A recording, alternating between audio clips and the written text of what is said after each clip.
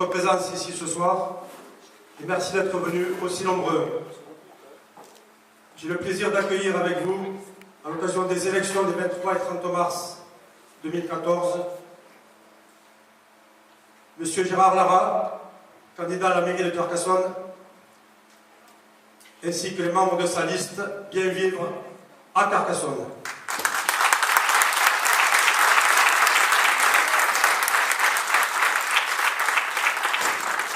Bienvenue à eux et merci à eux d'avoir souhaité venir à votre rencontre.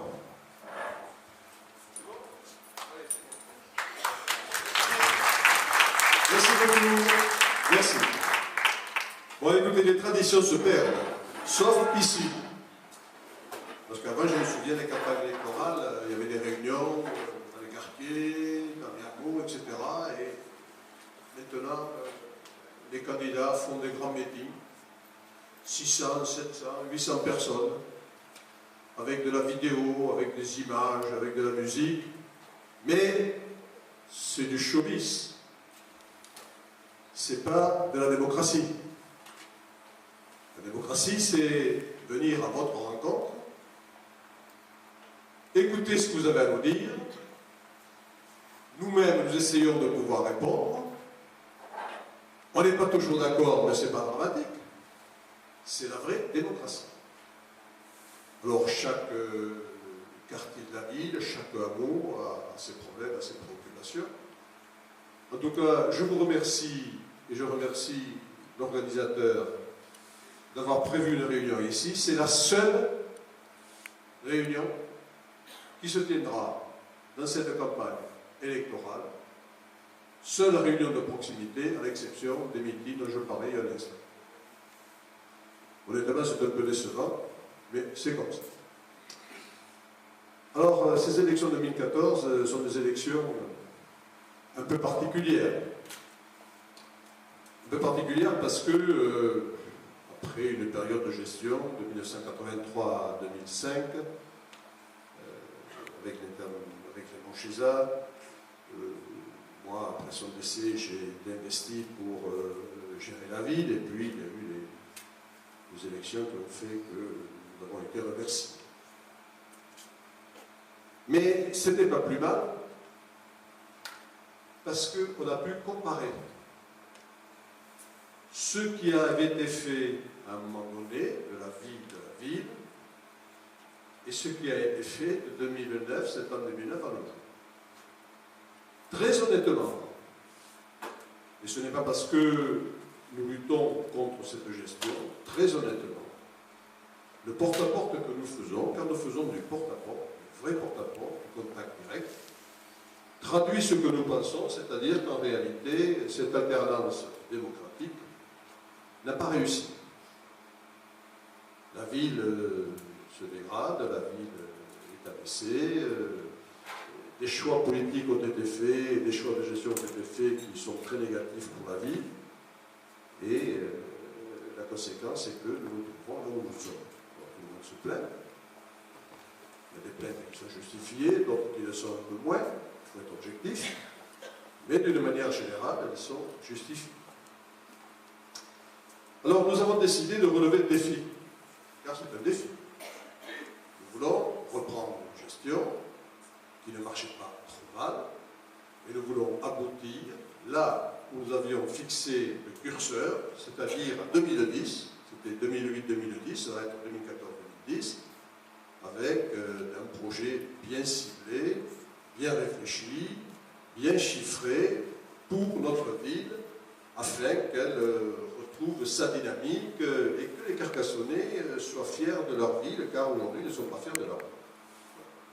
Alors je ne vais pas tomber dans la facilité en vous parlant des rues sales, des rues mal éclairées, des rues mal entretenues, des chemins vicinaux qui le sont encore moins, des rues où la sécurité fait défaut. Non, ça c'est la facilité, vous le constatez tous les jours, nous le constatons nous tous les jours, et notre objectif va être bien évidemment de faire en sorte de remédier à cette situation. Ce ne sera pas difficile. C'est un choix. C'est une volonté politique. Il ne faut pas baisser les yeux lorsque l'on parle de sécurité. La sécurité, c'est la garantie de la liberté du voisin. Donc, nous ferons tout ce qu'il faut pour la sécurité. Lorsque je suis arrivé en 2005, il y avait 14 policiers municipaux. Lorsque je suis parti en mai 2009, il y en avait 32. Il y avait des agents de médiation. Puis ensuite, l'effectif a décru. Maintenant, on a remonté. Et nous, moi, je vous dis qu'il va falloir étoffer tout cela et faire en sorte que, non seulement d'écarter David, mais également, parce que nous sommes informés de tout cela, les hameaux. Nous étions en Montrodé en parlant d'hier, et on nous a dit, mais on ne voit pas de policiers municipaux. Or, ce que nous allons faire, c'est effectivement assurer le doublement des effectifs municipaux. On ne va pas embaucher, on ne va pas dire embaucher, mais il y aura un choix dans l'embauche. Il y a des services publics qui justifient que l'on embauche, d'autres qui justifient qu'on n'embauche pas. Mais celui de la sécurité, c'est essentiel. Parce que si vous n'avez pas la sécurité, vous n'avez pas la liberté. Je ne dis pas que c'est des comportements de voyous. Ce sont des incivilités, ce sont des ennuis, c'est la moto qui donne le bruit trop fort. Tout ça, ça gêne la vie. Ça gêne la vie normale. Nous allons faire le nécessaire, ainsi que la vidéosurveillance. Alors, s'agissant des objectifs et des propositions que nous allons faire, vous les avez sur notre programme, que nous avons sorti hier. Nous avons voulu que ce soit un programme très lisible, très clair, pour savoir où nous allons aller, ce que nous allons faire. Nous n'allons pas faire des choses extraordinaires, mais des choses que nous demande la population, des choses tout à fait normales, mais qui ne sont pas faites aujourd'hui, afin que la vie des unes et des autres soit améliorée et soit facile. Donc le problème des hameaux. Vous avez un magnifique aérominis, il y a un magnifique foyer, c'est très bien, ça a été inauguré il y a quelques jours. Bon, ici, le foyer d'Esquillet, je le connais, c'est pas la première fois que je viens ici, bien évidemment, et que je fais une campagne électorale ici. Mais il y a des préoccupations dans les hameaux. Et on se rend compte, à travers tout ce que l'on entend, qu'il y a un défaut de proximité des élus d'une part, c'est vrai, mais également des services administratifs d'autre part, à l'égard des habitants des hameaux. Alors, compte tenu de l'évolution des technologies modernes, nous avons bien réfléchi à la question. Très honnêtement, ce n'est pas compliqué de faire ce que j'appellerais des mairies volantes. Avec les appareils, les ordinateurs, les liaisons, etc., on a la possibilité d'être en contact permanent avec les services de la mairie, les services que l'on veut. Et j'ai décidé de mettre un conseiller, enfin, ce sont des élus bien sûr, un conseiller spécialement délégué au hameau, qui aura pour vocation de se déplacer toutes les semaines dans les hameaux, avec le personnel adéquat, les appareils adéquats, afin de faciliter les tâches administratives des administrés. Et être en contact direct avec eux, s'il faut un papier état civil, on tape vite, pour que ça sorte, on aura la machine qui sortira, etc. Donc, pour faciliter, parce que je sais très bien que prendre la voiture, aller à la ville, se garer, déjà que c'est pas facile, aller à la mairie, etc. Donc, ça pose quelques problèmes. Il y aura également un renforcement de la sécurité dans les hameaux. Chaque hameau a ses particularités, chaque hameau a ses spécificités et ses problèmes et ses préoccupations. Alors l'adjoint de la sécurité qui n'est pas là, il est allé chercher des documents, il va arriver, lui a pour vocation de mettre en place des équipes tournantes, afin que les hameaux ne soient pas des délaissés de la sécurité, de la tranquillité publique, et bien évidemment des agents de police municipale et des médiateurs. Je tâche une grande importance aux médiateurs. Les médiateurs sont des hommes et des femmes qui, comme on leur dit, sont des médiateurs, sont une liaison entre la population d'une part, d'autre part les services de la ville. Et ces médiateurs, on ne les embauche pas pour le plaisir de les embaucher. Ce sont des femmes et des hommes qui sont formés spécifiquement au contact, à la relation avec les gens, pour régler les problèmes, etc., et les faire remonter pour qu'il y ait une réactivité avec les services qui sont directement concernés. Et là, il va falloir que nous fassions un gros effort, car je constate effectivement qu'il n'y a pas de gros effort au sein de l'administration municipale à ce niveau, il faudra le faire. C'est obligatoire si nous voulons qu'il y ait une liaison très étroite entre, d'une part, le siège central, si je puis exprimer ainsi, de la mairie, et ensuite les hameaux qui sont parfois un peu délaissés. Mais l'intérêt de notre rencontre, c'est de répondre à vos questions. Comme nous n'avons pas peur de répondre à vos questions, nous sommes là pour les écouter. Si on peut répondre, on vous répond. Si on peut, si nous sommes élus, proposer une solution, on proposera une solution. Si on ne peut pas vous répondre, on ne vous répond pas. Ce qui ne veut pas dire qu'on ne répondra pas. Ce qui veut dire que, collectivement, pas répondre. Là, ça fait 5 ans que moi, personnellement, je ne suis plus aux affaires. Il y a des dossiers qui ont échappé et qui sont gérés de manière différente. Mais je suis tout à fait disposé, pendant que vous parlerez, à réfléchir aux questions qui vous préoccupent, afin de savoir, déjà, je demanderai à un candidat de noter tous les problèmes quand même, afin que nous puissions, si nous sommes élus, régler les problèmes assez rapidement. Je tiens à remercier notre doyenne, n'est-ce pas, Madame Carlier? 89 ans, les gars.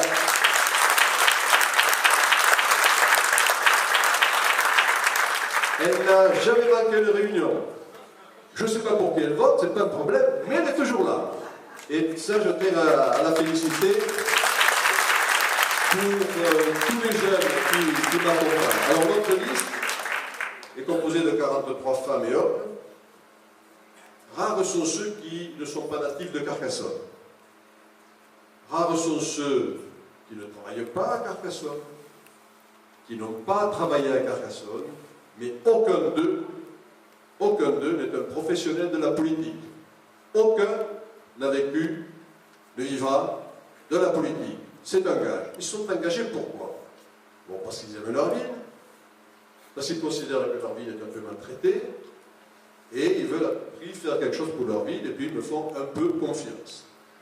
Bon, donc ils me font un peu confiance, ils savent que, bon, même si je n'ai pas très bon caractère parfois, toujours là pour accueillir ce que l'on me dit, les critiques, etc.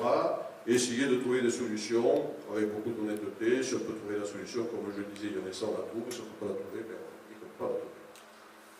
Ces hommes, ces femmes, 30 d'entre eux n'ont jamais fait de politique. Ils ne savent pas ce qu'est la politique. Ils sont comme un certain nombre d'entre vous. Ils découvrent la politique sur le terrain, au contact avec les gens, et je dois dire qu'ils se débrouillent très bien, car en fait, ça réveille en eux, comme en chacun d'entre nous, une forme de civisme que l'on pensait avoir disparu.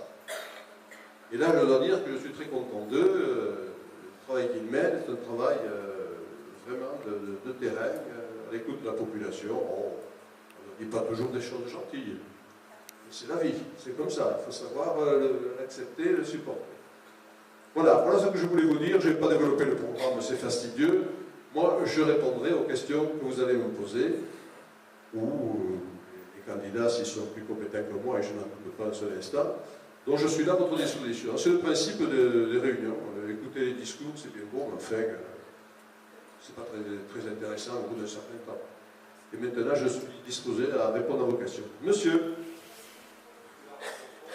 Voilà.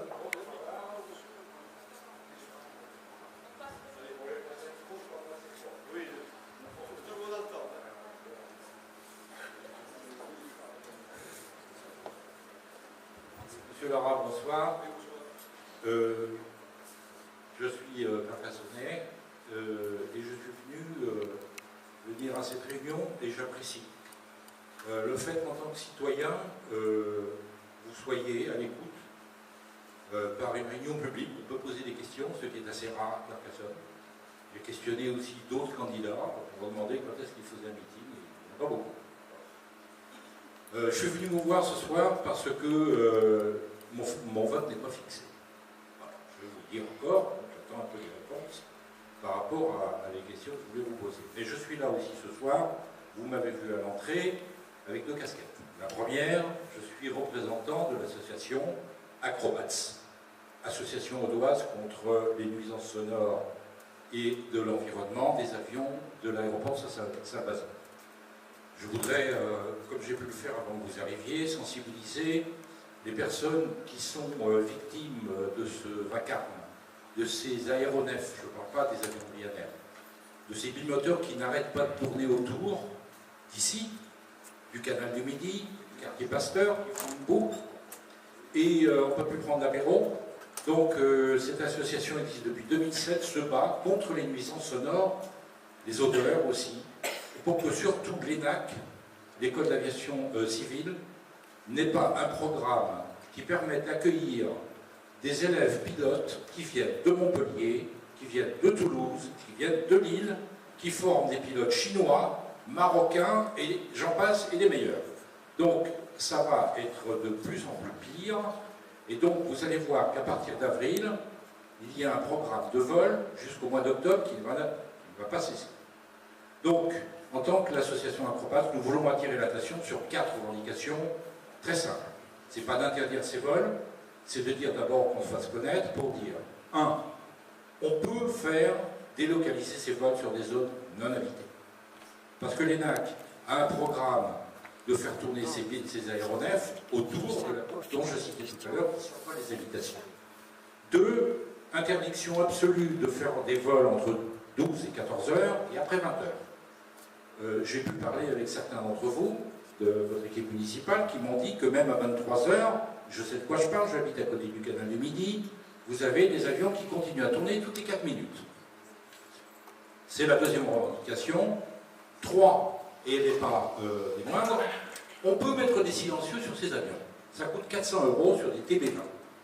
Sauf que quand on rencontre l'ENAC, ils vous en fument. C'est un mot à la mode en ce moment. Donc, ils vous racontent n'importe quoi. On peut mettre des atténuateurs et des silencieux sur ces avions. Donc, vous voyez qu'on a des revendications qui sont modestes, qui visent des préoccupations de famille, qui souvent ne parlent pas, ne disent rien. J'en connais beaucoup autour, j'en ai vu ce soir. Et je pense qu'il faut faire quelque chose pour que ça s'arrête. Donc il ne s'agit pas d'interdire ces vols. Hein. Il s'agit simplement que l'ENAC écoute et qu'on prenne en compte les revendications des Carcassonnais et des Carcassonnaises pour qu'on n'ait pas de plus en plus un programme de vol délirant. Voilà. Donc je parle à ce niveau, au niveau de l'association Acrobat. Donc on vous a envoyé une lettre et on voudrait que vous ayez un peu de désengagement, je vais parler un peu avec vous à l'entrée, par rapport à ça pour que quelque chose se fasse. Je terminerai pour ne pas être trop long, mais là je m'exprime en mon nom. La première question que je voulais vous poser, c'est pourquoi vous ne répondez pas à aucune question qui vous est posée sur le site questionnezvoscandidats.org. Il y a un taux de réponse 0. Gérard Larade, c'est 0%. Donc je me suis posé la question, je trouve ça très bien qu'on fasse un site qui permet de poser des questions à des candidats. Il y en a qui ne répondent pas, il y en a qui répondent, mais j'ai eu l'occasion aussi de poser des questions tout à fait prosaïques, des questions simples, par exemple le nettoyage des berges, qui devient de plus en plus sale, où on trouve des seringues, des berges du canal du Midi. Donc personne ne se mouille, si je peux dire, hein, par rapport à ça. Donc c'est ma première question, pourquoi? Est-ce que c'est un choix délibéré ou pas? La deuxième question, c'est que proposez-vous pour supprimer de notre vue l'ensemble de tous ces panneaux publicitaires qui agressent notre vue et qui envahissent la ville sur les zones commerciales? Je vais me contenter de 2 questions, les autres, je vous les ai remis. Bien, merci monsieur. D'abord, on va répondre aussi. Bonjour monsieur. Alors d'abord, je vais vous répondre pour le site. Alors effectivement, hier, on a eu la personne qui s'en occupe au niveau de l'indépendant et il ne nous avait pas envoyé les coordonnées et les codes d'accès pour pouvoir y accéder. Donc on était les seuls candidats pour pouvoir. Donc on les a eu ce matin. Et donc on les a eu ce matin et on répond à partir de ce soir à toutes les questions. Donc la vôtre, ne vous inquiétez pas, on va y répondre. Notamment sur les berges du canal.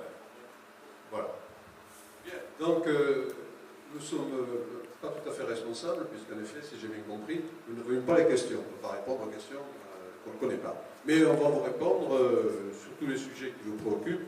Alors moi je vais rentrer surtout dans celui qui est votre préoccupation, c'est-à-dire les nuisances qui sont générées par les vols d'avion, et entre midi et 14 heures.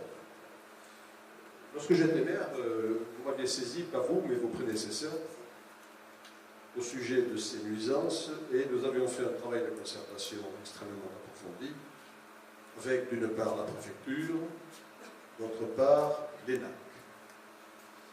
Et des solutions avaient été provisoirement apportées, mais ne donnant pas la totale satisfaction que l'on pouvait attendre de ces solutions, ce qui fait que nous avions profité, si vous voulez, du mécontentement lié à la non-exécution de la totalité des engagements pris pour relancer cette préoccupation. J'ai pu moi-même aller à l'ENAC, je veux dire que c'est une école nationale qui est remarquable, et effectivement, c'est une école qui, on ne la connaît pas trop, mais qui est très intéressante pour Carcassonne. N'empêche que les nuisances sont là. Alors, vous m'avez écrit, je vous ai répondu. J'ai la lettre là, vous voyez que j'avais la prémonition. Je vous réponds tout de suite pour vous dire quoi. Bon, je n'en vois pas, si vous voulez, un pavé dans l'eau. Je vous dis, écoutez, depuis 5 ans, je suis témoin de ce qui se passe, puisqu'il m'arrive moi aussi, j'habite pas dans le quartier Pasteur, ni à Grèce, etc., j'habite le quartier de Jean Jaurès. Et la nuit, j'entends passer ces abribus. Et pour rien vous cacher, je vous l'ai dit tout à l'heure, je pense à eux. Je dis, mais enfin, quand même, c'est pas possible. On continue encore à rouler de nuit. A priori, la négociation, la concertation qui avait été menée permettait un assouplissement et une amélioration de la situation. Et je constate qu'il n'en est rien. Et la période électorale vous permet de vous réactiver vis-à-vis des candidats. Et moi, je suis preneur, si vous voulez, du dossier, puisque j'ai déjà en partie traité, ou tout au moins engagé. Et je vous dis dans la lettre, je peux vous répondre, je comprends bien entendu vos préoccupations, de ces nuisances sont effectives. Moi, par exemple, quand j'entends passer à 10h du soir, ça ne me fait pas plaisir du tout. Hein. Et nous serons dans l'obligation de reprendre le problème à zéro, mais je ne sais pas ce qui s'est passé depuis 5 ans. Je ne sais pas si la commission de concertation que l'on avait mise en place continue à fonctionner, continue à vivre. Est-ce que les relations que l'on avait avec la préfecture, avec l'ENAC, etc., sont poursuivies? Est-ce qu'elles ne sont pas poursuivies? Je n'en sais rien. Alors vous allez me le dire, puisqu'en effet vous êtes le président de l'association, vous allez me dire oui, c'est poursuivi ou non, c'est pas poursuivi. Parce que si ce n'est pas poursuivi, il va falloir que l'on réactive le dossier. On est d'accord? Vous me paraissez comme ça. Je connais bien le problème. Hein. Figurez-vous qu'en 2006-2007 ou même en 2008, c'était très très pointu comme problème. Et on avait été en obligation un peu de ruer dans les brancards. Moi, j'étais allé voir le directeur, j'étais allé voir le préfet, etc. On avait mis en place le système de concertation.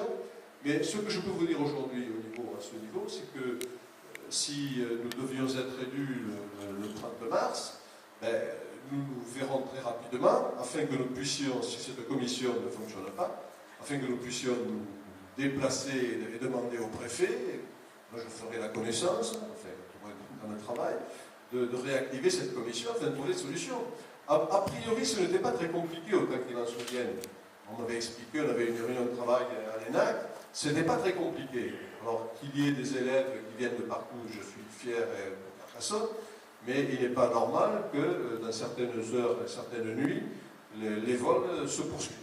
Alors, ce que je peux vous dire aujourd'hui, là, devant toute l'assistance, c'est que si nous sommes élus, on se verra très rapidement pour mettre en place, parce que moi, je n'ai pas de solution. Ou bien on ferme l'école, ou bien, ça, c'est pas possible, parce que c'est quand même très important pour la vie économique, ou bien on trouve un modus vivendi. Très honnêtement, je pense que l'on peut trouver un modus vivendi, car il avait été prévu, peut-être qu'on a voulu le dire, de situer ces vols plus vers l'est. Et je ne sais pas ce qui s'est passé, je ne sais pas ce qu'il en est exactement. Il avait été prévu pour les vols qui étaient troublants, j'aime pas les vols troublants, de ne pas les faire sur la ville, etc., sur des canaux, sur des longitudes qui étaient des longitudes de nuisance. Voilà ce que je peux vous dire là aujourd'hui. Moi, je ne peux pas, ce dossier, je le reprendrai, je le rouvrirai. Mais honnêtement, au niveau de la concertation, je ne vois pas pourquoi ça ne marcherait pas, et il faut que chacun fasse un effort. Donc, l'École nationale de l'aviation civile doit faire un effort, obligatoirement. Donc, nous nous reverrons certainement si les urnes nous sont favorables. Alors pour le canal du Midi, c'est un problème préoccupant. Difficile de travailler avec VNF, Voies navigables de France. Très difficile de travailler avec eux. Très, très, très difficile. On avait réussi à quasiment à les contraindre. Et nous financions nos villes à l'époque pour faire donc les chemins de halage du port jusqu'au Pont Rouge. On avait réussi, on avait mis sur pied, c'est vous-même qui avez mis sur pied, un contrat avec la région pour effectivement mettre un financement de l'écluse de Caux jusqu'au port. Bon. Ça n'a pas eu de suite, je ne sais pas pourquoi, enfin, ça, on reverra, mais il est très difficile de travailler avec eux. Par contre, si on leur dit qu'on finance, là je peux vous dire qu'ils seront d'accord. Mais il est vrai que tous ces chemins de halage là, qui arrivent, qui vont jusqu'à la chaussée ou à la trouée, c'est absolument intolérable. Quoi. Je mets à la place des gens. D'autant que si vous voulez que les touristes qui, tous les ans dans la presse, il y a des pavés qui disent « Carcassonne c'est abominable, on ne peut pas circuler sur les chemins de halage, il y a des trous, il y a des racondins, il y a tout ça, tout ce que l'on peut imaginer. » Et la ville de Carcassonne ne fait rien. La ville ne fait rien. Si VNF nous dit allez-y, ce qui voudra sous-entendre financer, on pourra le faire. Ce sont des travaux ordinaires, c'est pas très compliqué de le mettre en état de chemin de halage, d'autant que du port au Pont Rouge, même au-delà, hein, c'est très très bien, très fréquentable, les bicyclettes roulent normalement, les gens font du yoga, etc. Donc il y aura beaucoup de travail. Et moi, si VNF est d'accord, après tout, pourquoi pas mettre un programme? Il faut venir la région, parce que la région n'est pas opposée à ce genre de choses. Mais il faut relancer, il faut vouloir. C'est comme toujours, hein, il faut prendre le dossier à bras de corps, y aller. Et quand vous êtes sorti 3 fois par la porte, vous rentrez par la fenêtre, à la fin, on ne met plus à la porte, et là, on arrive à trouver des solutions. Voilà ce que je peux vous dire. Mais encore une fois, attendons que nous soyons à faire. Voilà. Est-ce qu'il y a d'autres questions?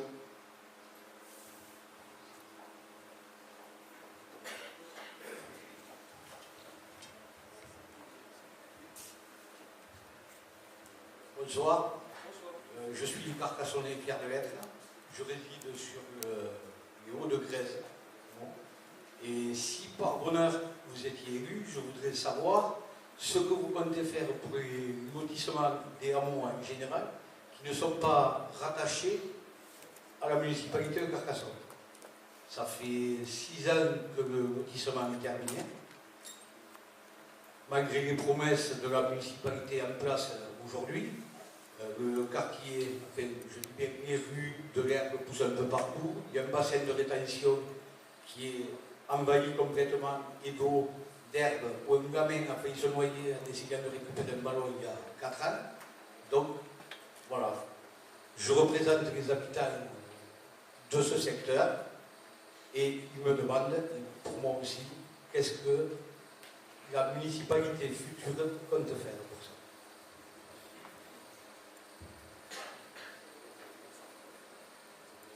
Merci de votre question. Je vous remercie. Ce qui fait mon bonheur, c'est que vous dites si par bonheur vous êtes élu. Bon, ça sera magnifique. Oui, le problème, je le connais. Le problème, pas le vôtre. Je connais le problème lui-même. C'est-à-dire des lotissements qui sont faits et les voiries ne passent pas dans le domaine public. On dit c'est trop cher, etc. J'ai connu le problème et je l'ai solutionné à mon légume. Mon légume, c'était pareil. À la Cavaillère, il y avait certains lotissements, il y avait certaines réalisations qui posaient des problèmes. Et là, on ira. On ira ensemble. Et il y a beaucoup de... Comme il y a c'est long, c'est où? C'est les Hauts-de-Grèze, là? C'est la deuxième tranche. C'est la deuxième tranche? Les Hauts-de-Grèze. Bon. 56 parcelles. Ouais, 56 parcelles, ça fait... ouais, c'est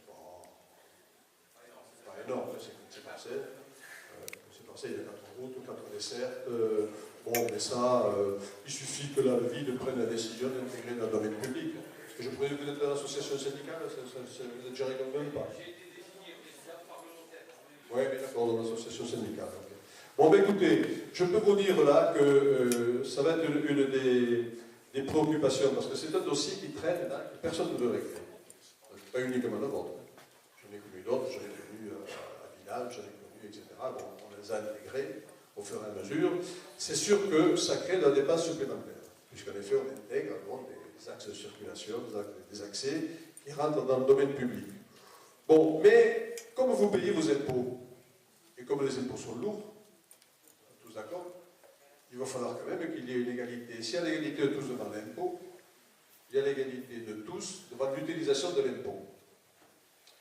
Et je pense que, on se réunir à l'association syndicale, tout ça on verra, je pense effectivement que pour les lotissements, de manière générale, on intégrera progressivement, si vous voulez, les axes de circulation pour que ça rentre en domaine public et que la ville, dans ses programmes annuels d'entretien, les rues, les chemins vicinaux, etc., l'intègre. Je pense qu'on tombera d'accord là-dessus. J'ai tombé d'accord à Milan, on a tombé d'accord également à Montleguin. C'est encore plus compliqué. Je connais là au bureau de Grèce. C'est pas compliqué du tout, ça, par contre. À Montleguin, c'est beaucoup plus compliqué. Mais là, c'est pas compliqué du tout. Bon, donc vous direz aux gens que se verra après, si par bonheur, on verra, on intégrera. Mais ça, on ne peut pas ne pas l'intégrer. Je suis d'accord. Je suis d'accord avec vous. Voilà. Donc, c'est pas une promesse, c'est un engagement. Voilà. D'autant que c'est pas énorme, hein, c'est pas les routes que l'on connaît dans d'autres quartiers. Hein. Bon, c'est pas énorme, c'est pas énorme. Okay. Bon, je prends l'engagement là, au nom de toute l'équipe. D'autres questions? Monsieur? Oui, monsieur. Oh. On était élus ensemble donc, avec Raymond César et on entretenait donc cette voie communale qui relie Grèce à Herminius. On l'entretenait bien. Et actuellement, c'est pire qu'une piste de motocross. Quand on vient d'Herminius, de Grèce ou Grèce-Herminius, la municipalité actuelle n'a rien fait pour entretenir cette voie communale. Il y a des trous, il y a des bosses, ça devient. C'est dangereux parce que quand même il y a le stade aussi où il y a des gamins qui fréquentent le foot et tout. Alors je pense que ce sera quand même une priorité si, et je sais que j'espère beaucoup, tu sois élu le 4 mars. Effectivement, on l'entretenait, effectivement, c'était bien entretenu. Bon. Mais il n'y a pas eu de mutation, c'est pas passé dans le domaine public départemental. Il faudrait peut-être le vérifier. Effectivement, j'y suis passé, c'est. Personne ne l'a dit, personne ne s'est occupé, pas plus le conseil général. D'accord. Pas plus Bon, le mais. délégué en haut, personne ne s'en occupe. Donc, ce doit être communal. Un chemin communal. Ben, oui, donc ça n'a pas changé, Bon, mais là aussi, un autre dossier à prendre en main et à regarder. Parce que ça circule quand même, en permanence. Il y a même des gens qui passent par là. Ça se faisait à l'époque, ça déjà. Oui, tout à fait. Bon, ben écoutez, on va avoir je vois l'adjoint au budget, aux finances, on va avoir un budget de travaux la première année, et encore c'est. Bon, mais non, mais je suis d'accord, Robert. Oui, on a tout donné. Je me souviens, vous étiez quand même Herminius et Grèce, c'était les chouchous de la mairie. Bon, d'autres questions? Oui.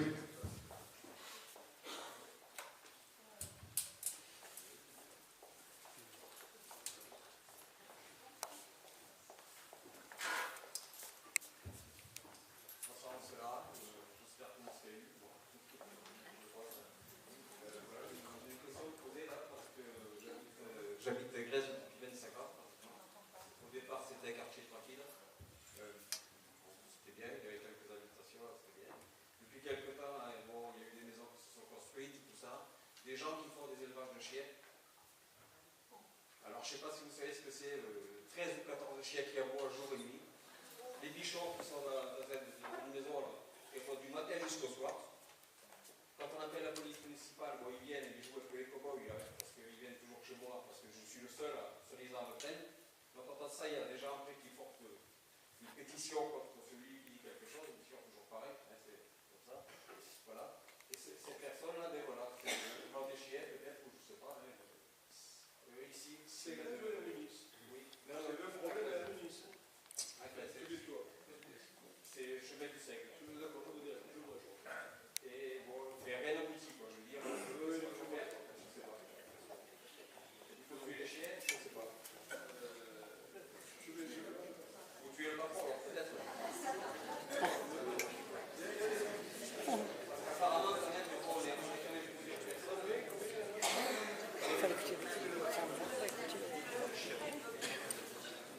On est plusieurs personnes qui se plaignent quand même, bon, mais quand la police arrive, il n'y a personne. Et c'est toujours le même qui dit quelque chose.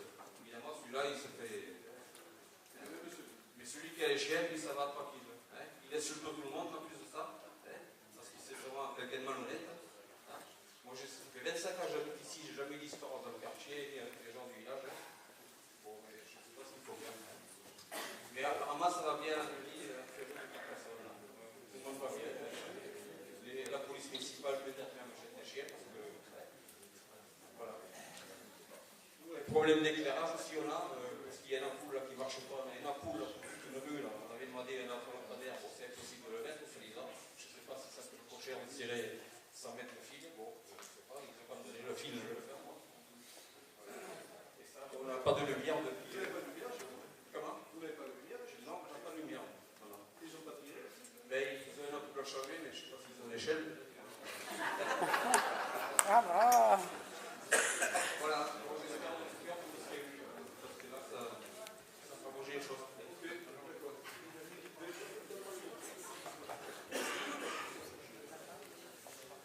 Oui, c'est des hameaux où il y a des chiens. Parce que, non, je dis pas ça pour rigoler. On avait été effectivement alerté par un problème à Hermix. Et moi, j'avais créé donc une brigade canine. Il y avait 2 policiers municipaux spécialement formés pour ça. Pour régler le problème, ça s'était un peu calmé. Bon, j'ignorais votre problème de graisse. C'était votre problème de graisse. Donc il va falloir là que ce problème, on le prenne à bras le corps. Parce que si vous dites qu'il y a 13 chiens qui aboient, quand il y en a un qui aboie, il y en a 12 qui aboient en suivant, ça va poser un gros problème. Mais écoutez, alors là, Yazid, qui va s'occuper de ces questions-là, les chiens, c'est les nuisances. Les chiens, c'est la nuisance. Ils sont 5, 6, ça, c'est la nuisance. J'ai parlé tout à l'heure qu'il arrive du respect des libertés à partir de la disparition de certaines nuisances. Et donc, là, monsieur, on se voit après, on vient d'en vous voir, hein, quand même. On vient de vous voir et on fera aboyer les chiens pour savoir quelle est l'intensité de la nuisance. Et on fera venir aussi la brigade canine, pour qu'elle se rende compte comment c'est agréable d'avoir 11 chiens qui aboient, quand vous 13 chiens qui aboient, à côté d'une maison. Vous avez des enfants? Bon, mais écoutez, ça c'est des problèmes du quotidien, effectivement. Donc, quand on file, c'est pas compliqué. Combien il faut tirer? 100 mètres, hein? C'est pas la rubine. Et vous êtes sans lumière depuis 25 ans? Non, c'est une question d'ampoule. Oh, c'est pas dramatique ça. C'est bon. On va le gérer. C'est pas la tête. Là. On va le gérer. Je pensais que c'était 100 mètres. Bon, on filme 100 mètres, mais si c'est uniquement l'ampoule, c'est pas dramatique. Bon, mais écoutez, mais pour le chien, c'est beaucoup plus préoccupant. L'ampoule, c'est autre chose. Mais pour le chien, c'est beaucoup plus préoccupant. On l'emmènera, si on y est, on mettra quand même pour voir. Yazid, que je note. Bon, d'autres questions?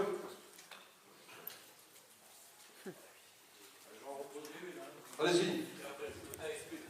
voudrais savoir, je suis un amateur de cinéma. Dans mon enfance, je vais voir Tintin le jeudi, j'avais un cinéma de quartier. Alors je vois que le Colisée existe toujours. Ouais, pas tellement amateur, moi, de Cap Cinéma du Pont-Rouge. Bon. Donc j'affectionne particulièrement ce cinéma de quartier. Et dans l'état délabré dans lequel il est, délabré vraiment, et avec une programmation qui fait courir et partir. Hein. Voilà, je voulais savoir votre position par rapport à la vraie volonté. Il y a quand même des réseaux comme Utopia, où bon, c'est 4 cinémas, mais ce cinéma ne vit pas. Et donc je pense qu'il faut attirer des amateurs passionnés du cinéma, quitte à faire des festivals ou des choses comme ça. Parce que franchement, je ne sais pas pourquoi il est ouvert.